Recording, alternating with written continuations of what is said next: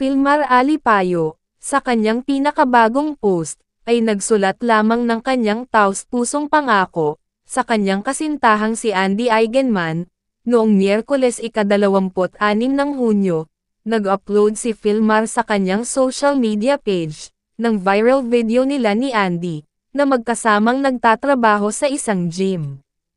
Sa ngayon viral na video, makikita sina Filmar at Andy na nakikipag-boxing, sa kani-kanilang mga coach, na umani ng papuri mula sa mga netizens online. Gayunpaman, ang nakakuha ng atensyon ng mga tagahanga at tagasunod ni Filmar, ay ang kanyang pangako at layunin para kay Andy, na humila sa puso ng lahat. Sa social media, sinabi ni Filmar na ang kanyang forever goal ay mapasaya si Andy, at kasama na rito ang pag-workout ng magkasama sa SOS Fight Gym, na matatagpuan sa Siargao.